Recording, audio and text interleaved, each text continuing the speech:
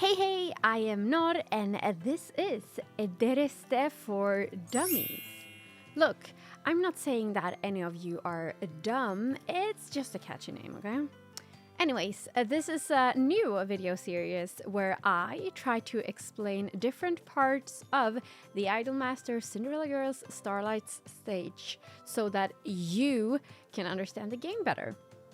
Keep in mind that these videos are surface level and are meant to be an introduction to different parts of the game based on my experience playing it. This time we're going over the Carnival event type. Let's go! Okay, so this is what the event page looks like. Essentially, Carnival is an event where you collect emblems by playing that you use to pull in an in-event gacha that can give you different awards like jewels, stamina drinks, and of course the event cards.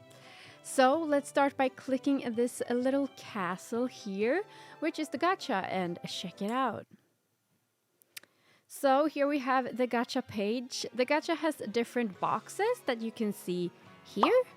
Each box has a main reward, which can be anything from a master trainer to one of the event cards.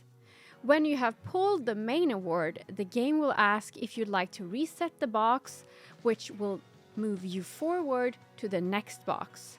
However, you can choose to wait with resetting. For example, in this box, Kotoka is the main award, but for me personally, I'd like to collect all the jewels in this box as well before moving on. So try to check the contents of each box before you start pulling so that you know when to reset.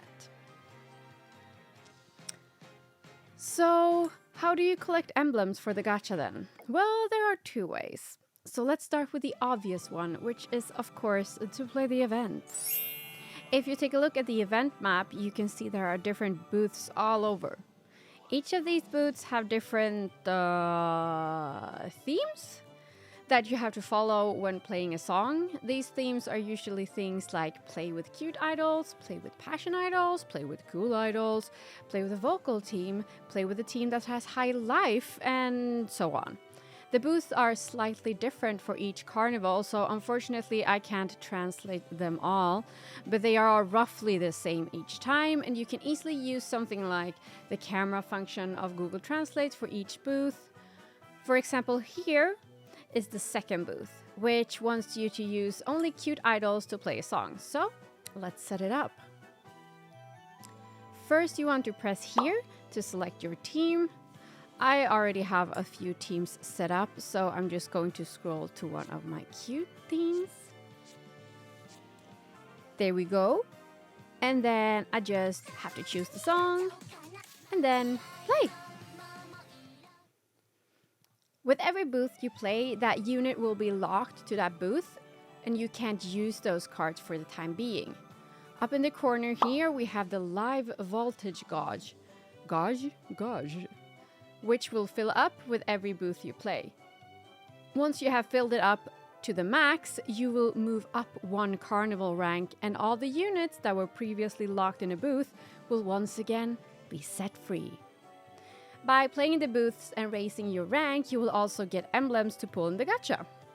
Keep in mind though that this event is easy to hit a wall with, especially if you're a beginner.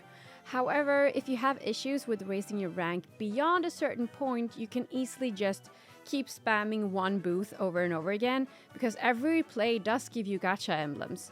So don't worry if you feel like you don't have a lot of cards to fill up every booth, you can still get emblems and the awards.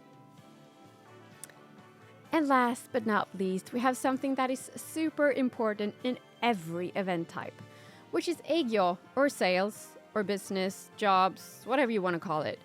It's a super neat function for all events that will get you very far and is super easy to use. So it's this little map on the bottom menu.